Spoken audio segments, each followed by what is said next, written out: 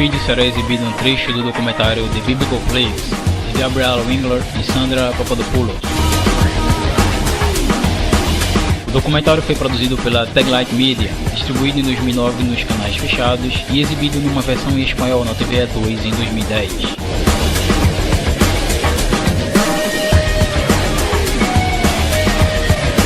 Nas imagens a seguir, veremos sobre os hebreus que foram levados ao Egito como prisioneiros de guerra durante a campanha militar do faraó Meremtah em Canaã. No decorrer do documentário é dito que de fato os hebreus adoravam, de acordo com os achados arqueológicos.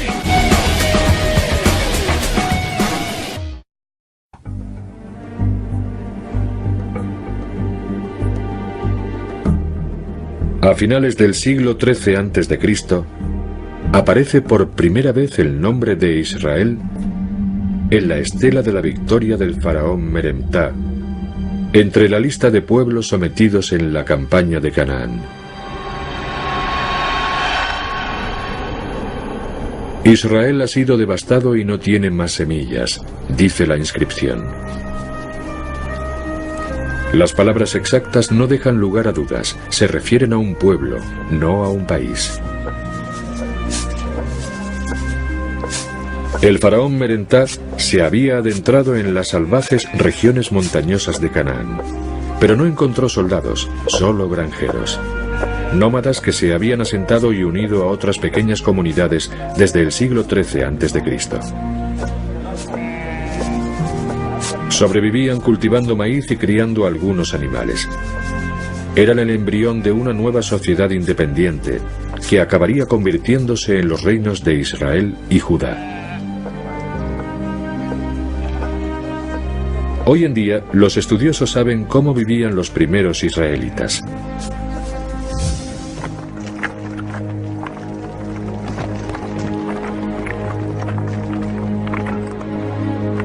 Esta es la típica casa de 4 habitaciones, el estándar arquitectónico a principios de la Edad del Hierro en las montañas de Canaán. A ambos lados de la vivienda había 2 estancias que hacían las veces de almacenes o establos para animales. Los arqueólogos han encontrado restos de viviendas de 4 habitaciones similares a esta por toda la región montañosa, lo que demuestra la propagación de una nueva forma de vida social. La arquitectura de estas casas nos ayuda en la búsqueda de pruebas de la presencia de los primeros israelitas en Egipto. Y nos conduce a la zona de los templos de Medinet Abu, en Luxor.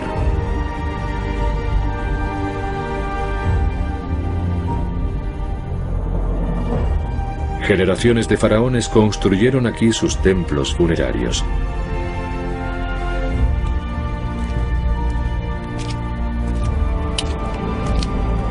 En la década de 1930, los arqueólogos que excavaban los templos de Ramsés III encontraron rastros del pueblo que los había construido.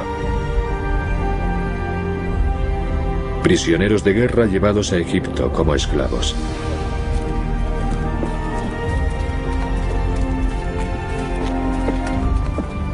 Los restos de sus viviendas yacían cerca de las ruinas del templo. Ni su planta ni el original estilo de construcción eran egipcios.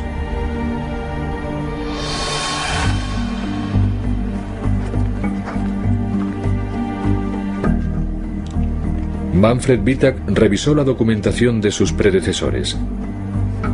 En las plantas de las viviendas de los obreros reconoció elementos típicos de la casa cananita de 4 habitaciones. Ello le permitió extraer conclusiones sobre los orígenes de las gentes que las habían construido. Ramsés III había lanzado una campaña militar en el desierto de Seir. Creemos que los prisioneros de guerra fueron enviados a trabajar en la construcción de diferentes templos por todo el imperio. En este caso, su trabajo era demoler los templos de Aya y Jarenjá para construir uno nuevo dedicado a Ramsés IV. Eso habría ocurrido en el siglo XII a.C., exactamente en el tiempo en el que se construían las casas de 4 habitaciones en Canaán y Palestina. No puede ser una coincidencia que este tipo de casa aparezca en Egipto al mismo tiempo.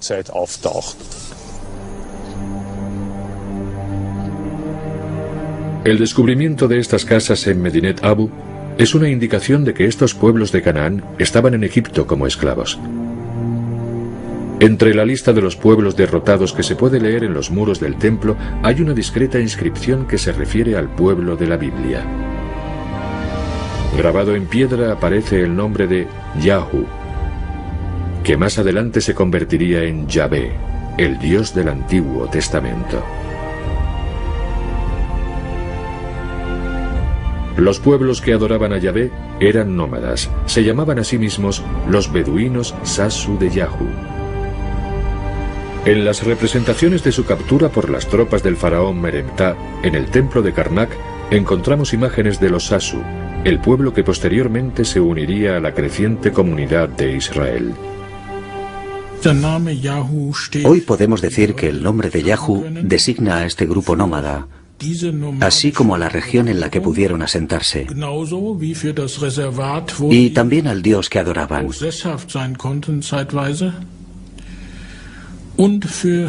Yahu era el nombre de su Dios. Y de esta forma, Yahu también es el origen del nombre de Dios en la Biblia. O nome do Criador sempre foi Yahu. Mais tarde, os escribas criaram 3 vocalizações diferentes para ocultar a real pronúncia do mesmo. São elas: a vocalização Yehová herdou os massoréticos da palavra Adonai. A vocalização Yehovi herdou os massoréticos da palavra Elohim.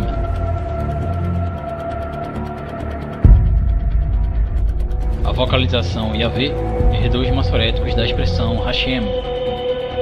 Estas são as 3 vocalizações puramente inventadas.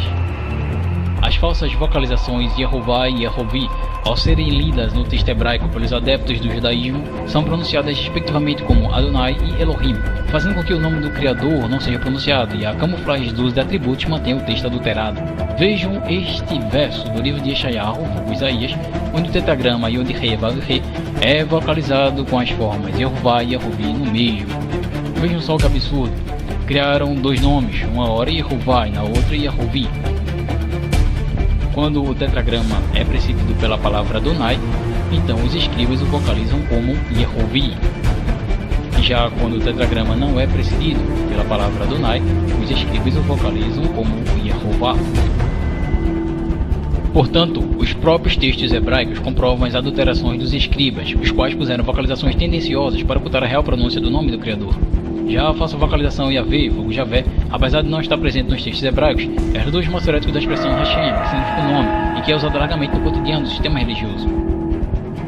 No dia a dia, os adeptos do judaísmo chamam o Criador de Hashem, o nome, enquanto que na liturgia, no lugar do nome do Criador é pronunciada a palavra Adonai, que significa Senhor. Por causa desse costume, as Bíblias do mundo inteiro substituem veemente todas as ocorrências do nome do Criador Yahweh pela palavra Senhor. Tudo isso foi propositalmente desenvolvido para que as pessoas não pronunciassem o nome do Criador. Mas afinal, de onde veio esse mito de que o nome do Criador não deveria ser pronunciado? Vejam. Talmud babilônico Ioma. A origem do falso costume de não pronunciar o nome do Criador vem do Talmud Ioma 39b, que diz: nossos rabinos ensinaram, o ano em que Shimon, o justo, morreu, ele lhes predisse que ele morreria. Eles disseram: de onde você tirou isso? Ele respondeu: em cada dia da expiação, um homem idoso, vestido de branco e envolto em branco, acompanhava-me, entrando no Santo dos Santos e saindo de lá comigo. Mas hoje eu estava acompanhado por um homem idoso, vestido de preto e envolto em preto, que entrou, mas não saiu comigo. Após o festival de Sukkot, ele estava doente há 7 dias e então morreu. Seus irmãos, naquele ano, os sacerdotes, se abstiveram de mencionar o nome inefável na pronunciação da sacerdotal bênção. Menorá 109b e Tosafot 38a sugerem que o nome inefável poderia ser pronunciado apenas quando havia alguma indicação de que a Shekinah repousava sobre o santuário. Quando Shimon, o justo, morreu, com muitas indicações de que tal glória não era mais apreciada, seus irmãos não mais ousavam proferir o nome inefável.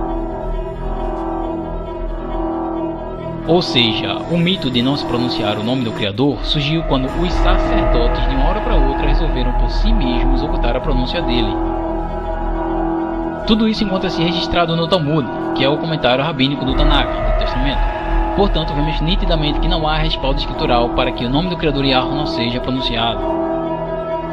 Algumas pessoas costumam citar os versos de Êxodo, capítulo 20, verso 7, ou Deuteronômio, capítulo 5, verso 11, para defender o que a liderança religiosa fez, ocultando a pronúncia do nome do Criador com a alegação de evitar o seu uso em vão. Porém, aqueles que defendem isso provavelmente não percebem que os versos de Êxodo 27 e Deuteronômio 5:11 jamais proibiram as pessoas de pronunciarem o nome do Criador.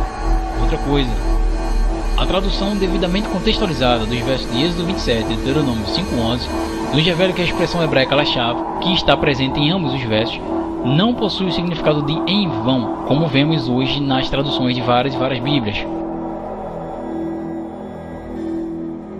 Porém, observem, não é para tomar o nome do Criador em vão ou para falsidade. Lá no livro de Êxodo, capítulo 20, verso 7, encontramos duas ocorrências da expressão Lashav sendo traduzida como em vão na Bíblia João Ferreira de Almeida. Entretanto, esta é uma tradução equivocada, uma vez que, analisando o texto hebraico, percebemos que a expressão Lashav é composta da preposição la, que corresponde aos significados de a ou para em português, mais o substantivo shav, que corresponde ao léxico Strong 7723, que é polissímico e por isso admite diversos significados. Entretanto, um deles é justamente o de falsidade. Deste modo, a expressão hebraica Lashav, presente em Êxodo capítulo 20, verso 7, significa literalmente para falsidade, mas foi equivocadamente traduzido nas Bíblias como em vão. Mas se acaso alguém ainda tiver dúvidas sobre isso, a gramática hebraica Gesenius poderá tirá-las, ao mostrar qual a correta tradução do substantivo chave presente em Êxodo 20, 7. Um bom site de pesquisa léxica e gramatical grega e hebraica é o blueletterbible.org. Neste site você poderá visualizar do lado direito um campo de busca. Neste campo, basta digitar o número correspondente ao léxico desejado, no caso H7723, que neste caso o resultado será justamente o substantivo-chave.